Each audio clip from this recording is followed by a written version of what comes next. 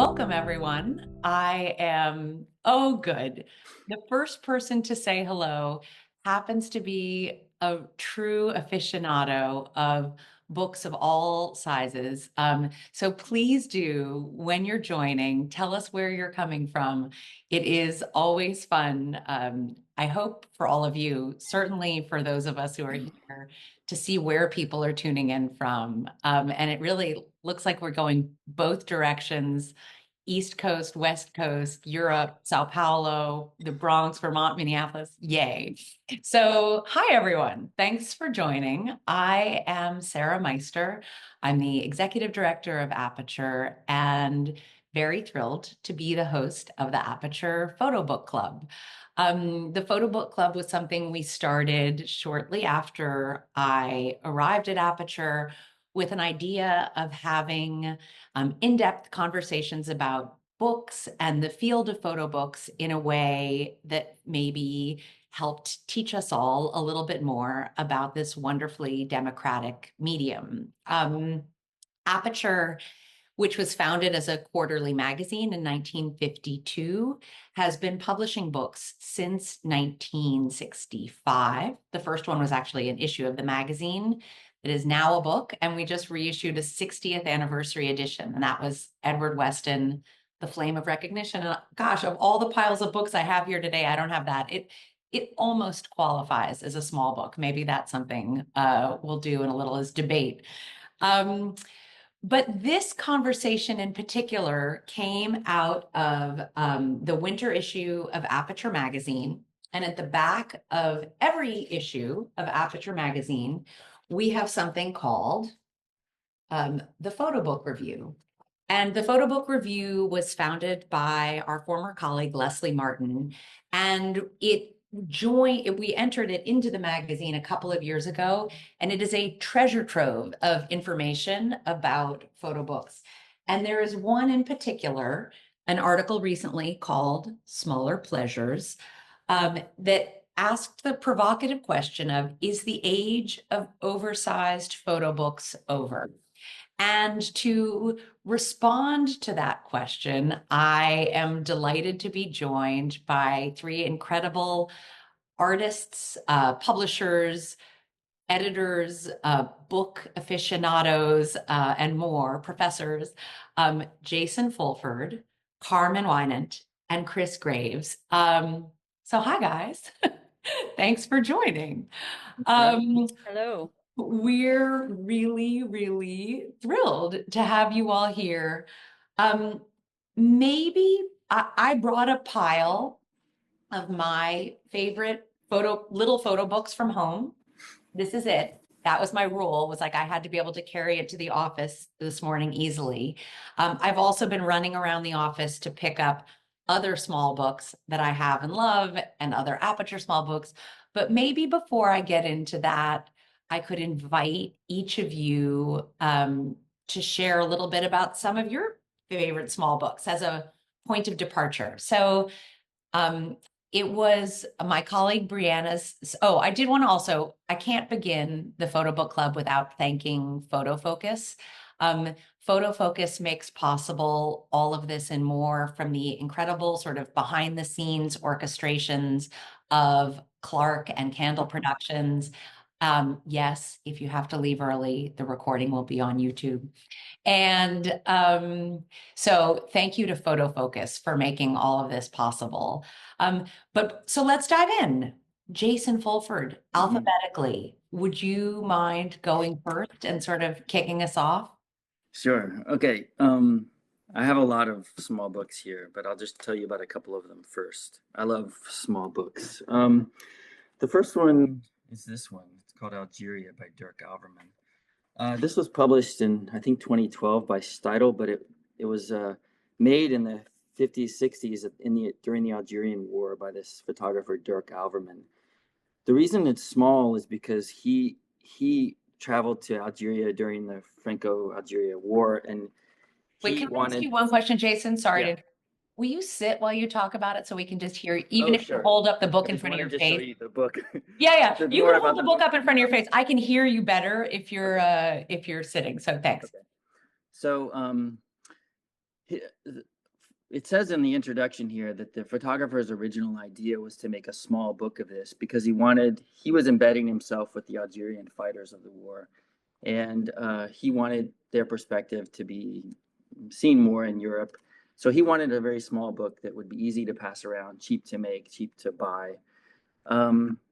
Things happened and the publisher changed and they ended up making a big sort of coffee table book size that didn't work for the content. And I guess Steidl heard this story years later and made the original version of this, which is this one. It's an incredible book. It's full bleed and so many interesting things to say about it. But the main thing is that it was small and portable. And Jason, there's a request to hold it still so people can see the cover and the title, because I think people may be building their own little photo book libraries. The other thing we can do is when someone else goes and takes their turn, maybe you can just put in the chat the titles and the authors of the ones you've talked about. Oh, I have a better idea. After this whole thing, guess what? We'll circulate everything so that nobody forget it. You don't need to hold still. Okay. Going. And we will, any book that is discussed in any depth, we'll just circulate a little bibliography because we're nerdy like that. And we want people to be able to find things either in a library or somewhere else. Okay, thanks. Sounds great. Okay, sorry for interrupting. Keep going, Jason. Okay. I'm going to show you. By the time Kris goes, we will have worked out all of these, iron. Okay, keep going. Okay. All right, I'm going to show you a couple more quick things. This is I got this book from Flavio and Mi Camera in Milan, and the story he told me was that this was a bootleg edition of Anders Peterson's book Cave Limits, and it's made in this also pocket size with almost a template design. And apparently Anders Peterson really loved this when he found it, and now he signs copies of them, even though he wasn't part of the making of it. And Flavio showed me this book right around the time when we were thinking of republishing a book of mine called The Mushroom Collector. It was a big hardcover book that had sold, and we decided to make it almost the exact same size with the same kind of almost template design. Like the images are just pushed up into the corner with an even border, and you let the white space fall where it does. I found that there was some kind of confidence in the images through that template design, which I normally wouldn't do. So that this book inspired this book. And then the other ones I wanted to mention are this series that you probably all know about. Has a few different names: Photo File, Photo Push, Photo Notes. These were the old designs of them, which a lot of us bought when we were younger, and then the designs have now changed to this format. And these books serve as a kind of a sampling of a photographer's work. Just if you're learning about photography, it's not necessarily a monograph. It's like a selection of work from their whole life and career to give you an idea of what they were like as an artist. And I think the small format works really well for that because it's a big series of books that's kind of like a primer for learning about different photographers. I've always loved these books, and they reminded me of this series of books, which there's a few different ones of these, but they're usually works of sculpture or painting that have a similar purpose, like to give you just a taste of the artist's work. And I travel a lot, and I love to take these with me. I'll pick one up and put it in my bag for the trip. And I've made a few other books that have also used this little format for the same reason. We can get into it more later about why, but good. Well, and we will. Short for now. And we will. Thank you, Jason. I loved all those piles, and I apologize for the interruptions as we worked through but that was great. Kris, you want to go next? What are some little books that you're thinking about? And I'm going to mess up the name. I don't even know if I can actually say this name, but it's okay. In the bibliography, no one has to say anything. We're just going to search. That's right. Hi, everybody. So I remember when I was like in college now, over 20 years ago, those little were they Fiden books? Those little 5 by 6 inch tan covered photo books that would have like Eugene Smith. And they would have like 30 of his best images. And they were like $8, these books. And you can get them for like 100 different photographers. Was that Aperture? No, it was not Aperture. Jeff Scott just wrote a Fine 55, and So those books are super helpful for me growing up because that's the book that I could afford, really. I mean, I could not afford anything over, $12 pretty much. So those books were pretty they meant a lot to me because I learned a lot about photography being like an 18-year-old through those little tiny books. Even at like Strand or any bookstore, they usually had those, some of them, and they were always random. So that was kind of like how I got into photography with books, those tiny guys. And then of course Gordon Parks books, those things are big and also kind of cheap. So that was good at that time. Later, of course, we have this book called Half Light by Nomic Press. And the artist's name is Sharzad Darafsheh. I'm going to leave it at that. But pretty much this is a story about, I think she was either, 26 or 36. I'm not sure. But she was photographed. She had cancer and she was photographing this as a kind of meditation or however you would call it about her experience with cancer. So the cool thing about this is it can be read backwards or forwards, and there's a very different they are very different if you go backwards to forwards, since there's two different ways of reading this type of book from Iran. She's from Tehran. So that was one book. And then there were some fun little things that I've collected over the time. What's the name? Ed Pinar always makes really fun little things. And Ed Pinar made this little guy. I don't know if anybody got this, but it's called Falling Up. And now it's on the floor. Like I just falling. It's truly falling. It is called Falling Asleep. And it has these little dots on the cover. That are glow in the dark, right? So he made these little like kind of glow in the dark little things, name on the cover. I presume it was made on a inkjet printer or something like that. So like you could make them as you go and you can, sell them as you make.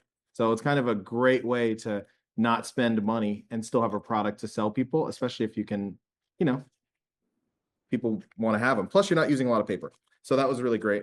Ed Pinar also made this little book called Sun Stood Still. Also another tiny guy. And same deal, like pretty inexpensive to produce, I believe. I think these are offset actually. But yeah, making a book like this does not cost very much. I like little books. We make a bunch of little books, like everything behind us. So like we truly everything. And Kris Graves Projects, KGP, my companies. We make small books because we can't afford to make big ones usually, and there's really not a huge profit margin on big books. You're spending a lot everywhere, and we can talk about those costs specifically if you want to, but that's why I make small books. I forgot who made this. I think this was for an exhibition catalog of Sugimoto's theaters. And because theaters are so small. The theaters are very small, but it's also an accordion, right? So you get a bunch of theaters here. I mean, like just tons.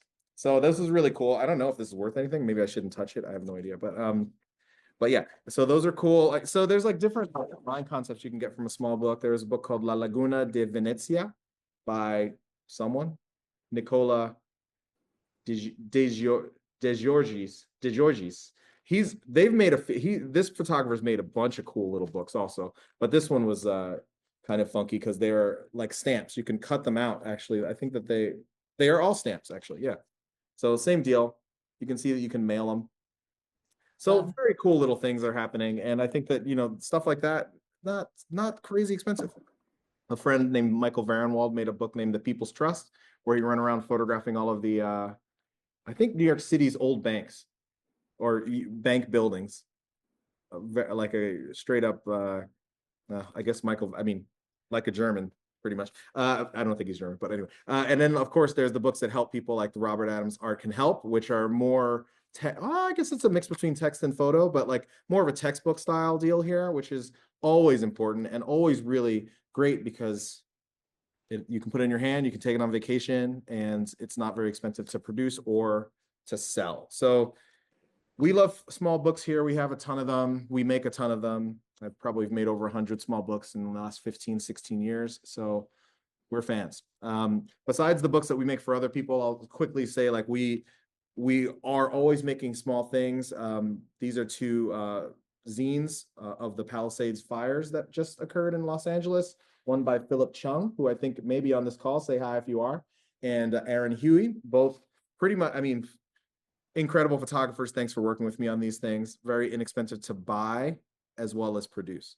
And we also are working in the Middle East, making some books about Cairo, which is called Cairo Dream by Anthony Hambusi, a New York and Cairo-based photographer who has been photographing since the revolution occurred about 20 or so years ago.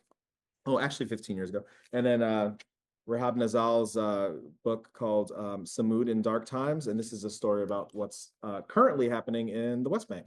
So this is here. And of course, we make these sets of books called Lost, which are usually place-based, 10 to 20 photographers at a time, photographing 20 different places around the world. This is the last set.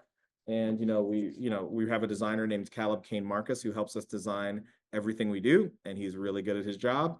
He always does something really funky. Like if you put all these 10 book backs on the floor, they make the words Lost on the back covers in case you got the set. I mean, there's only one set left, so they're all gone now. But he does some cool stuff where you can like see artist names in the gloss. And, highly designed small things are quite nice to have, actually. Better than me doing them myself. Anyway, that's what I'll show you for now. I love it. Well, so much to return to there. Carmen, I think you've given little books, tiny books some thought.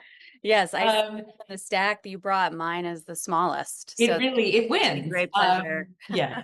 Although Kris reminded me, actually, I did used to make little teeny books for my kids of like them with their grandparents, just in that. Anyway, I'm going to dig those up next time we meet. Yeah, that's not inconsequential, in fact, to what I will be talking about, as I have, relatively small children. They're now 7 and 9. And so we do a lot of reading of small books. So that is not far from mine. I actually have a presentation that I'm going to share. I'm sorry, this is like overly academic, perhaps. No, be you. Everyone else is in front of their beautiful bookcases. I am not in a storage closet. I'm in my office at school, but this is what it looks like at the moment. I have 3 books that I'm going to talk about. One of them is a book that I have made, which Sarah and others at Aperture assured me was okay. And then in the end, I have a few images that I want to share that inform my thinking around collecting small books and making them myself. And thank you for those, for getting us kicked off, Jason and Kris. That was great. So I'm starting with Laura Larson's Hidden Mother. I think that Laura is here and could certainly speak to this book better than I can, but I'm going to do my best. Probably many of you, well, I shouldn't assume some folks perhaps are acquainted with this, what we might even call a genre of photography from the 19th century of what we now call hidden mother photographs, in which, as you can see, they're photographs and tintypes of babies and young children, in which the mothers are either sort of holding their baby at an arm's length, or, like quite literally wearing a cloak right in plain sight, and or like scratched out or covered over with chemistry in the resulting tintype or print. Oh, I'm sorry, this is so low resolution. Here you can see Laura Larson's book of the same name, Hidden Mother. And one of the things that I want to sort of think about and talk about in subsequent conversation is the ways in which text and image can and do play together in small books, and sort of what the limitations of that, but also the possibilities, but sort of giving you a sense here of how this book, which is printed by St. Lucie, feels in hand, and then images from the spreads. So you can see Laura's writing, which appears in some cases on both pages, on some cases on no pages, and in some cases on the left or the right, paired with an image. And so what Laura has done in this book, which, as you can see, you can sort of hold in the in your palm almost, is to pair these historical photographs, which she did not author, but sort of has researched and surfaced, with her own narrative of adoption and adopting her child from Ethiopia and sort of negotiating that experience. Again, I don't want to speak for you, Laura, but it's a very moving and sort of nuanced storytelling, actually, a sort of understanding of Laura sort of making sense of her newfound place as a mother, sort of relative to this historical relegation of mothers, which we can sort of understand and process here, sort of happening photographically, right? Like, what better metaphor could there be for the sort of, like the disappearance of the mother as she props up the child, right? Who is sort of like, who's the protagonist of the story. So this is a very complicated and moving narrative, as sort of historical and personal, and in some ways political narrative. And the vignettes are quite short, sort of almost Barthian in their effect. Here's a close-up, and only on Laura, you can correct me in the chat if I'm wrong about this, but I believe that only in the last spread is there a photograph of Goddess, who's her adopted daughter, in which she's not sort of even entirely visible. So thinking about sort of questions of, how our stories and our photographs, which encapsulate our stories, sort of rub up against these historical pictures onto which we superimpose and filter them. And for those who are interested, some years ago, Laura and I did a conversation for Aperture about this book. The second of 3 books, I have slightly fewer slides on, is kind of a cult favorite, so people might be aware of it, is Ofer Wohlberger's book Billy, published by Horses Think Press, the great Horses Think Press, which no longer makes books, but has made some of the best photo books, in my opinion. These are the 3 different covers of this book. Here's one interior spread, and to give you a sense of scale, not dissimilar actually from Laura's book, I would guess about 6 by 9 inches. And as the title suggests, Billy is the name of Ofer's wife, and the entire book is filled with images of her. And it's so, and they're made on a half frame 35 millimeter camera, for those of you who are familiar, right? So it's a smaller frame, you make more pictures. It's like a really good beginner camera. And so to see it sort of used in this way, and sort of these kind of like mini sequences that arise, as you can see on the right, skipping ahead there. It's very cinematic, and it's very romantic. It's like a beautiful, almost sentimental book. It's one that I pull off the shelf all the time to show to students in particular, to think about, like, how do you commit to a person as a subject, as a romantic subject in your life, as a photographic subject in your work, and sort of make study of them across so many years, like with such focus and such immense tenderness. And for me, it's like, it's a question of how Billy is the subject, of course. She's like the subject of romantic lust and longing and attachment, but also in some way, like, she's a vehicle for the subject of photography, right? And like making sense in some ways through like the control of one subject over so long. And then finally, I'm talking about my book, which like feels a little self-involved, but Instructional Photography is a book that I made with SBBH, with Bruno and Brian Palamat, the designer whom I've collaborated with on a number of occasions. And truly, it's a collaboration. Books don't happen without them. And it's a very small book. I thought when we made this book that no one would pay attention to it, and we had, at least I had, a kind of like whimsical attitude going into it. Just felt like, oh, here's a zine that we're making. And actually, it's the book that people talk to me about the most. It's the highest selling book that they've produced. It's like a book that's had these sort of lives and afterlives, which for me is surprising and telling, I think, relative to our conversation. And the book, as you could see from when Sarah held it up in the beginning, is like almost the size of like a 4x6 photograph. You can truly put it in your pocket, which I think is part of its appeal. And sorry, I feel like I maybe should give a trigger warning with this photograph, content warning. And all of the images in the book, which don't only appear on the right-hand side, although these examples do, are from books of instructional photography. And I was sort of fast and loose with that category. So like sometimes that means hair braiding, sometimes that like the book on the left is actually a book on like masturbation, loving yourself, books on self-breast examination, training your pets, giving yourself a pap smear, and so on. And then the text on the left, which is in this cases, which is quite large, is sort of contends with that question of didactic photography that's intended for teaching and learning purposes. And then I just wanted to end with a few images of what informs many things inform my thinking, but certainly I think a lot about manuals. And, you know, still like, you know, if my kids get a Lego set, like the little manual that it comes with, or, you know, when you get like a sofa from IKEA, you know, down to, as I have this slide here, like this very famous, what was once called the Abortees Songbook, and then was published as the Abortion Handbook by Pat McGinnis, who is known as like the first abortion rights crusader in this country. Like sort of even thinking about the relationship of, you know, or the early, this is the first Our Bodies, Our Cells, published as a pamphlet.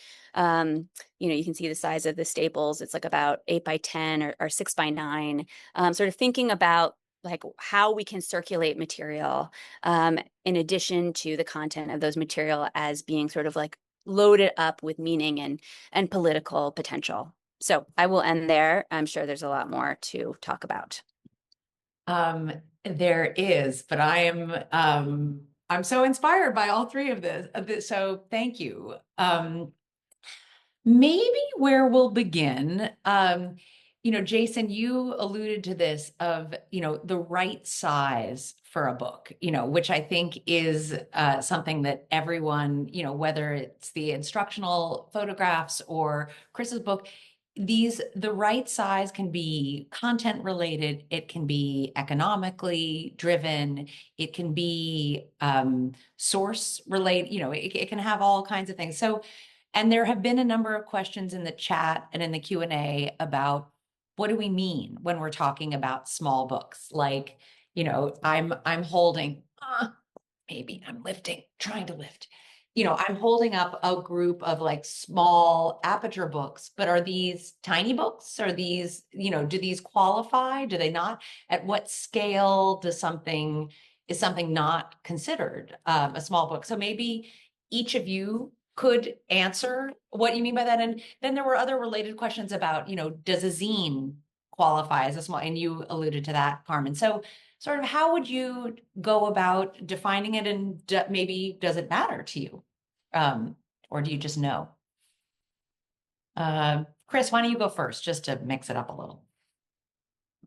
The printing press is, the paper that goes on a printing press is about 28 by 40 inches, which means that a small book to me means you can fit 16 pages up on the press sheet.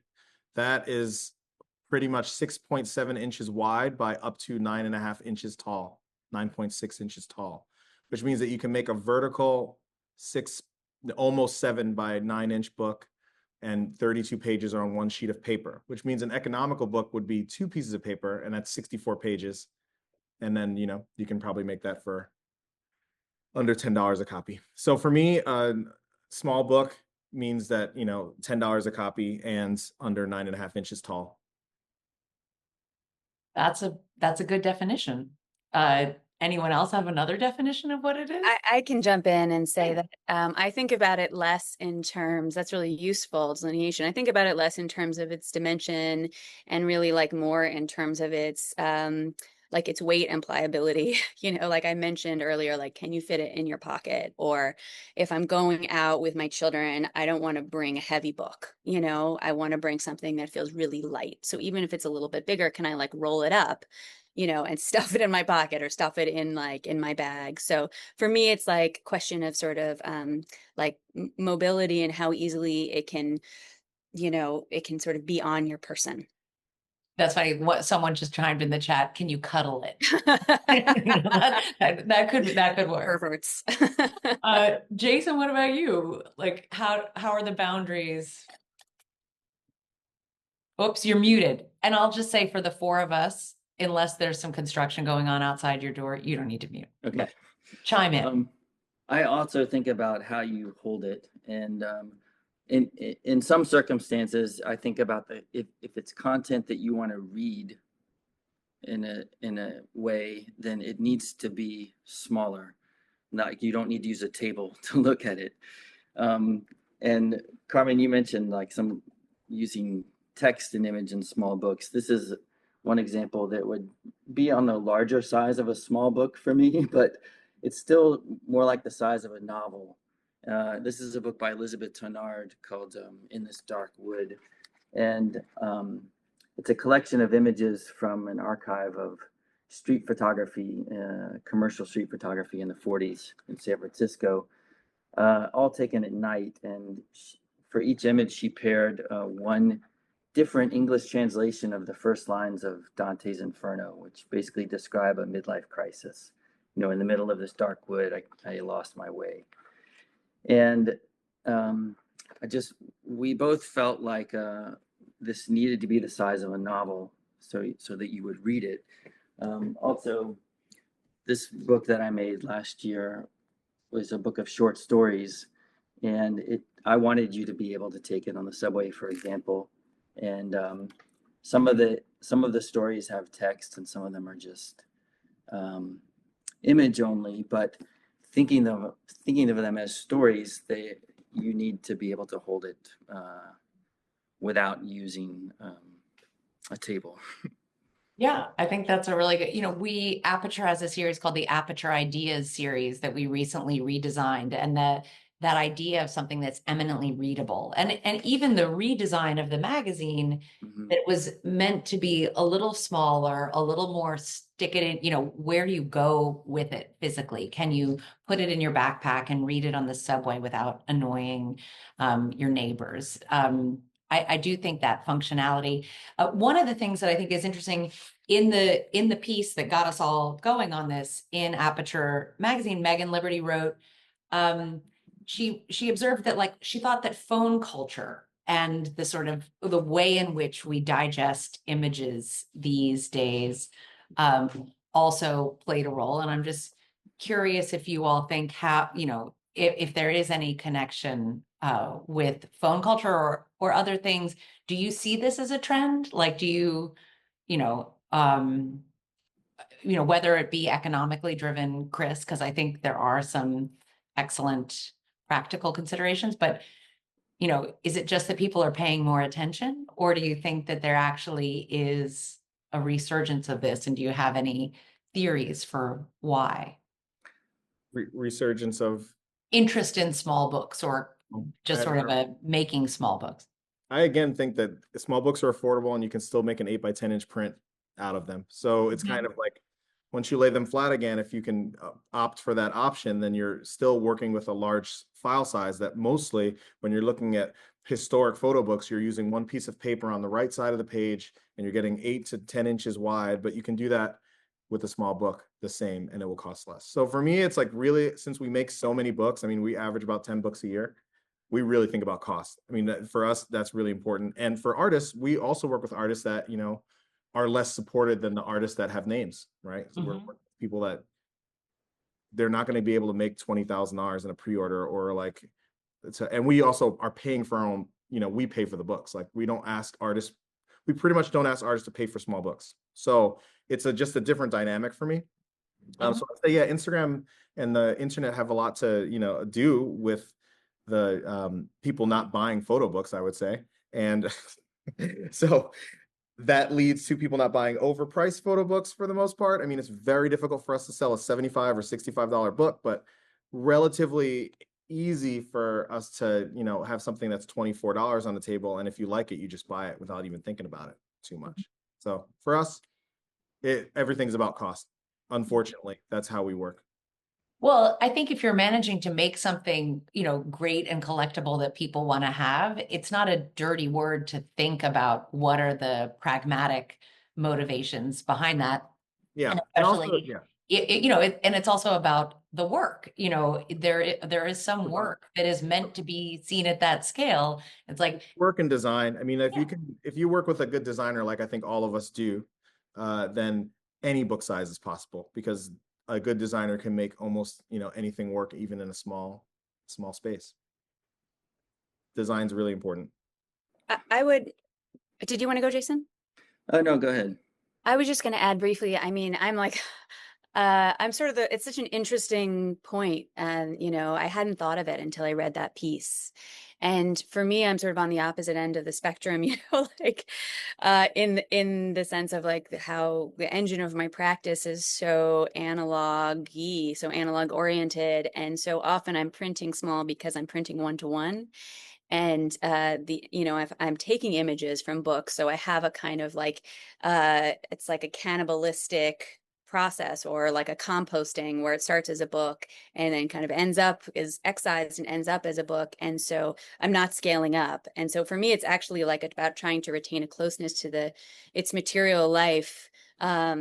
And if anything, it's an accident, for better or worse, that it's sort of like that the scale is perhaps in reference to something closer to a phone.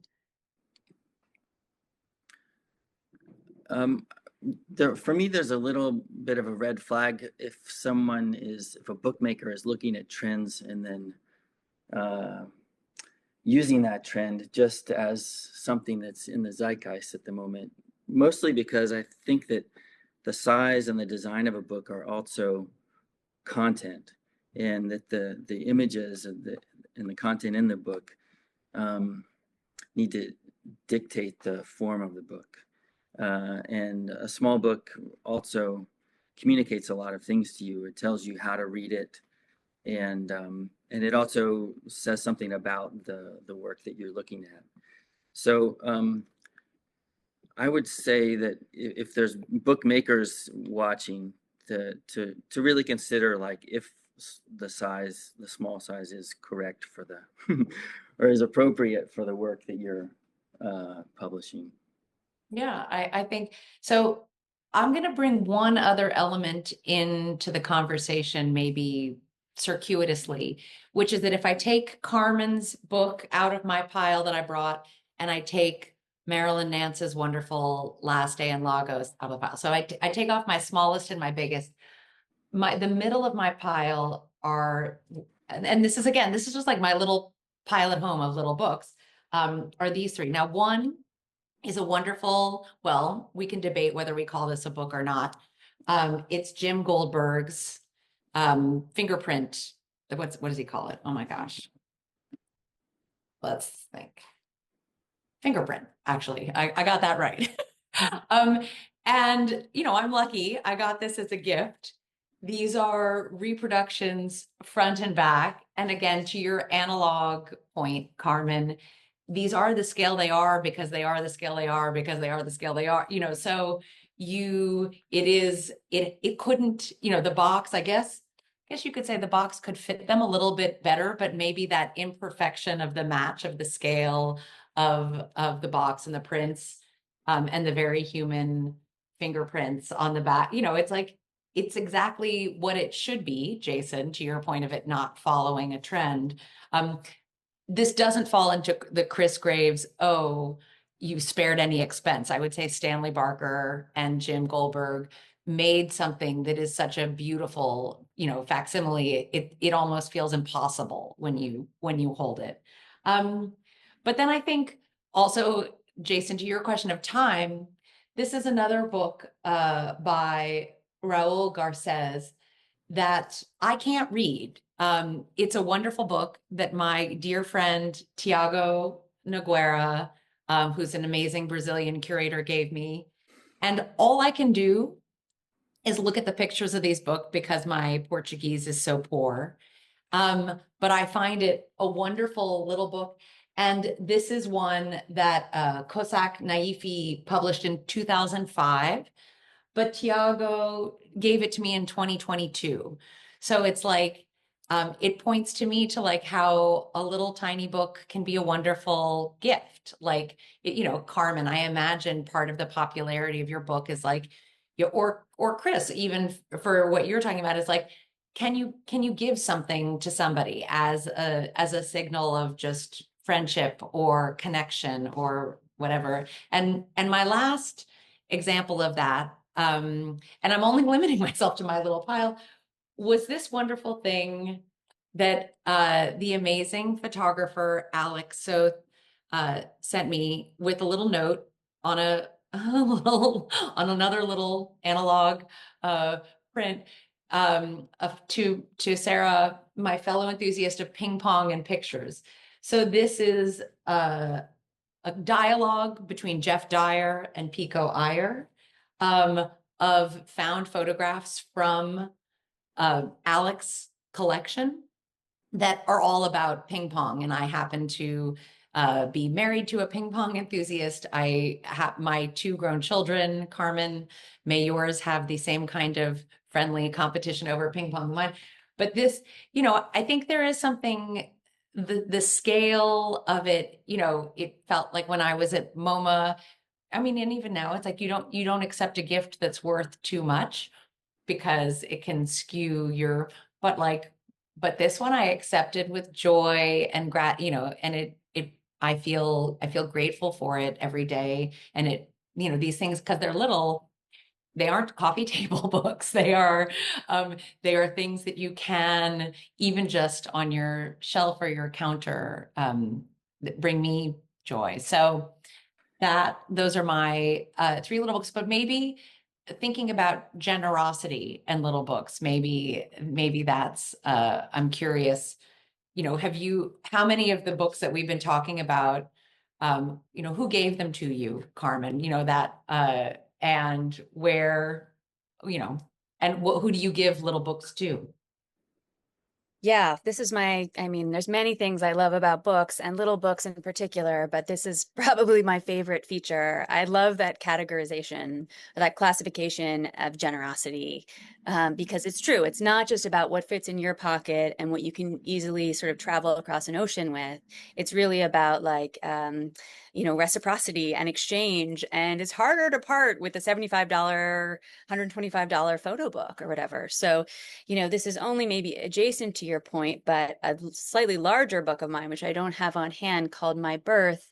The joy for me of that, one of the joys which I hadn't anticipated, was the way in which that book was gifted between birth workers, like doulas and midwives and OBs and people who'd given birth, and how I would see it, on their shelves, or that it was not only a gift, but that it was a gift outside of the art ecosystem. And so when that book went out of print and it became very expensive, I was so bummed out, because it really felt like, the whole promise of this book is actually that it circulates between people, and that the number of times that I've been heard that it has specifically been given as a gift more than any other book. And so when it was reprinted, it felt like, okay, this is a kind of nourishing of that promise.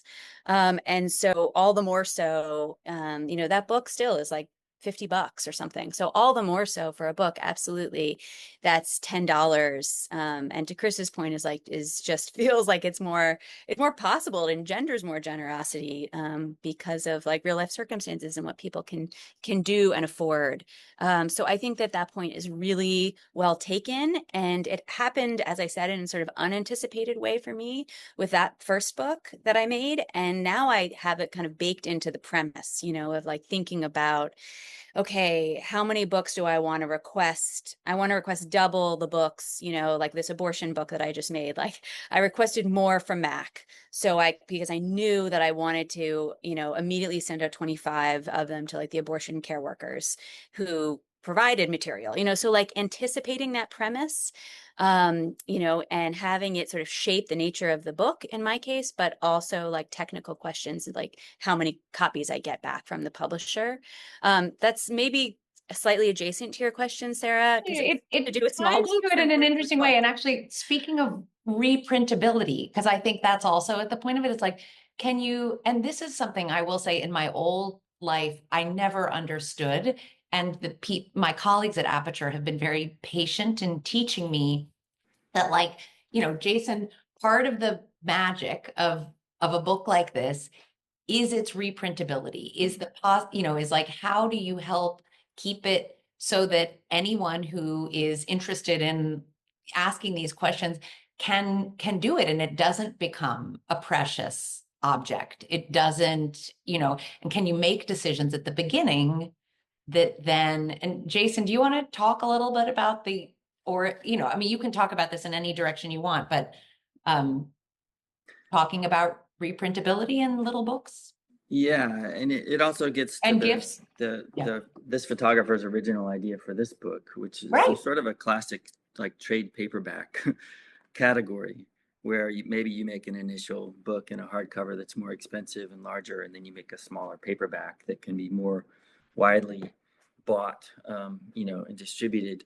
Also, very small books work well at point of purchase in bookstores, and they're also fun. I mean, like, this is one of the smallest books that I have. It's called in German, Small Pictures by Famous Painters. It's also an accordion book. Or these great Hanuman books, which you probably have all seen, published by Raymond Foy and Francesco Clemente. A lot of these are text, but some of them have images in. These were printed in India, and there's a whole series of them also. Or like a book like this, which is really great in your pocket for dipping in and out of Thoughts of Wisdom by him. And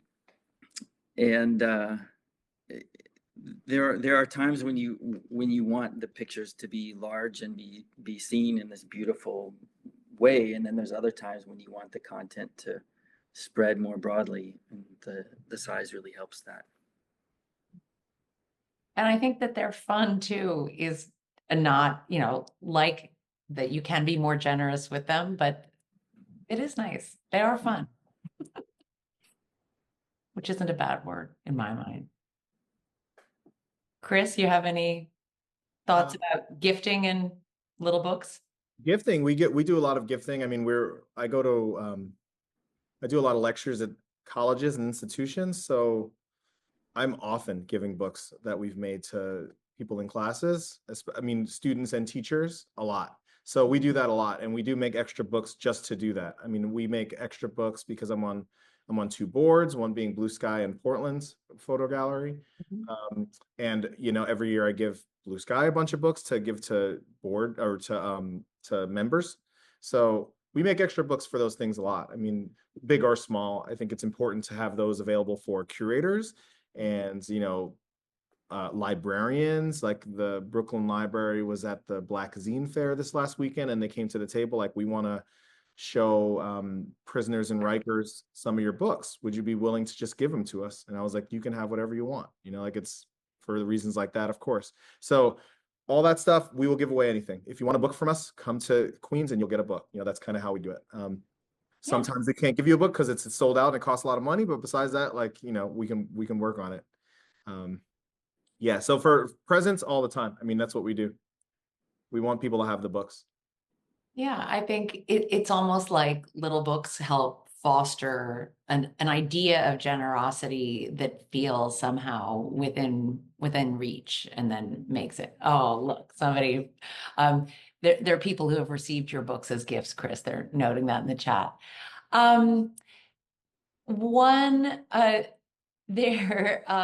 Let's think. Can I mention something kind of nerdy about small books? Please, nerdy, go.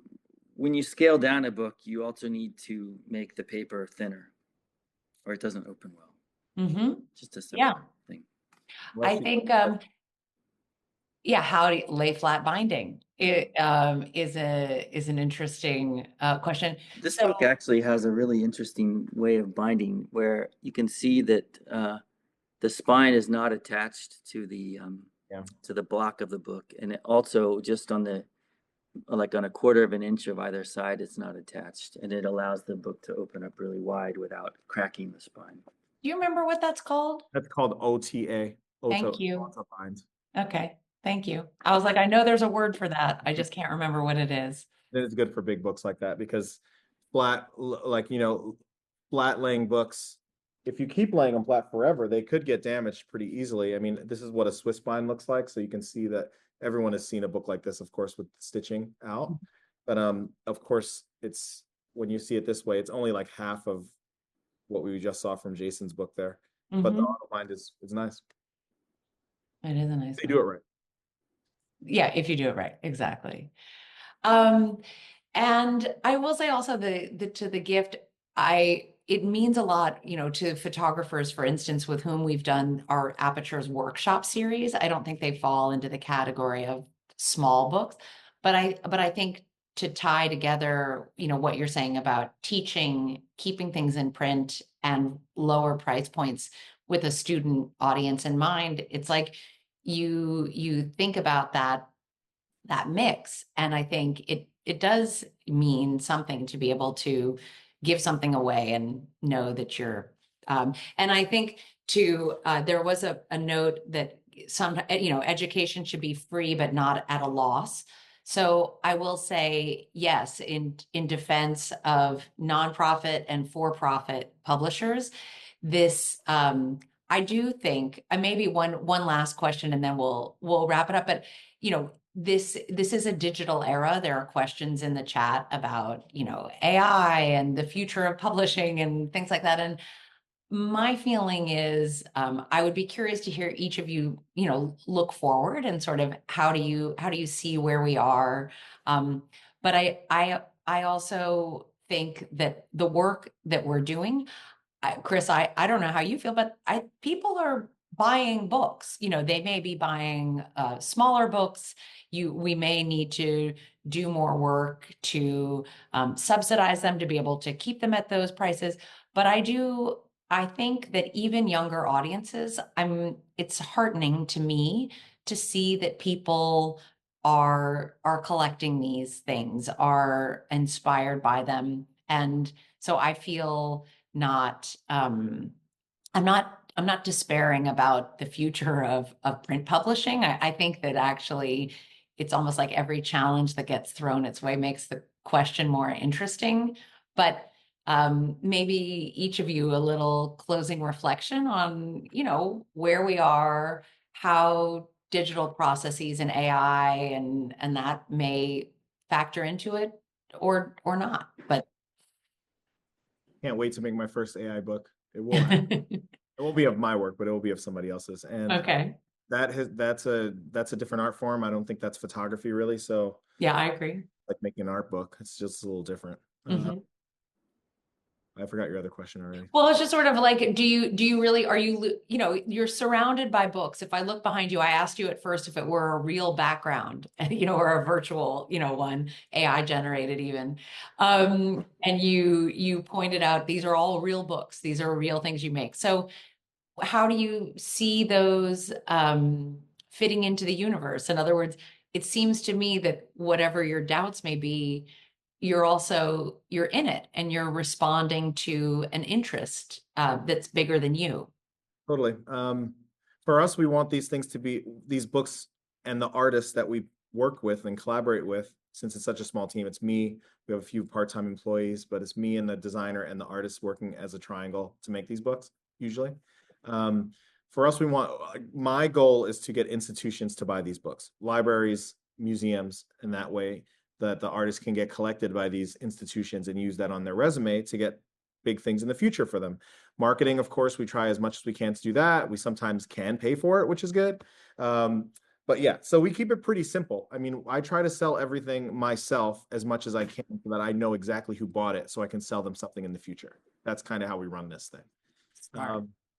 Yeah, so that's kind of how we do it. And I would say like $4,000 gets you a pretty good looking small book with some special stuff happening to it at 300 or 400 copies, which means that if you sell 100 of them for $30 and 10 with prints for 200, you can afford it. And now you have hundreds of books to sell for complete profit. So that's kind of how in my mind, that's the first model. I remember hearing you talk about your model at the Berkeley, in Berkeley 2 years ago at the Ken Lights symposium. And I just thought to myself, you changed my whole understanding. You know, that model doesn't work for Aperture because we sell through the trade and things like this. But it's a fascinating calculation of like, it's so simple. You know, you do this, and you get this. And it really did clarify a lot. But yeah, also artists have to do a lot of work. You know, it's just like we always need our artists to 75, 100 people to buy a book. And if we can do that, then we can pay for the rest of this project or process. We don't want the artist to come out of pocket. We just want to make get it. them to make, find money. We will note that we'll send that along with the bibliography. People are curious the math model. But let's give Carmen and Jason a moment.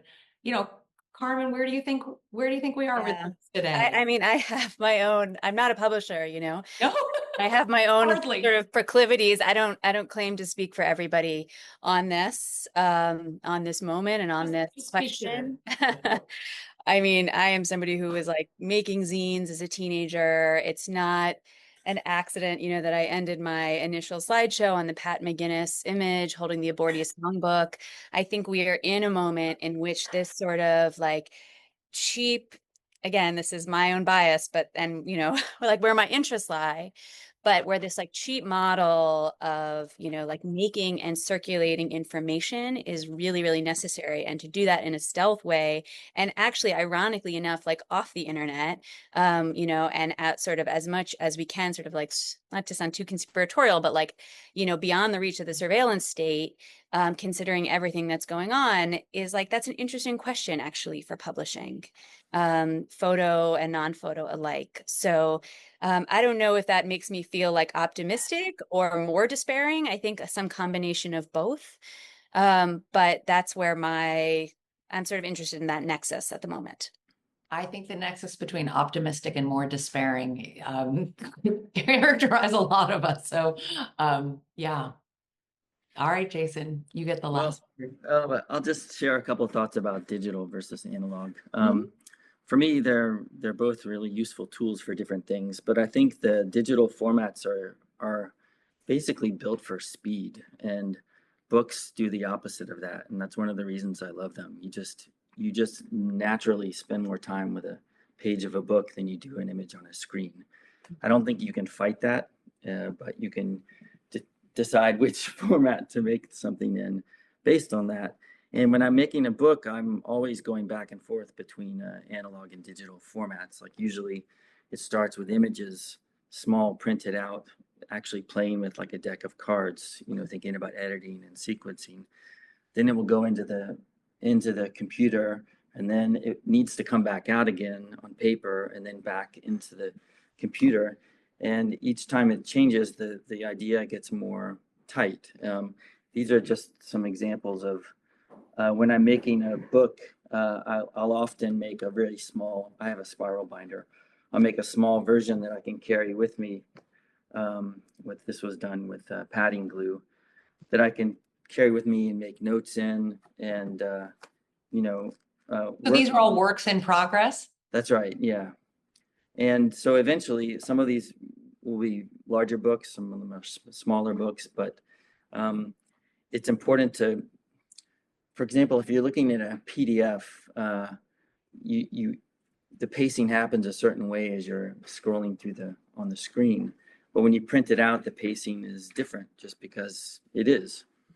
And I've changed many things in book design after printing them out when I thought that they looked great on the screen. So yeah. I think they're all useful tools, but you should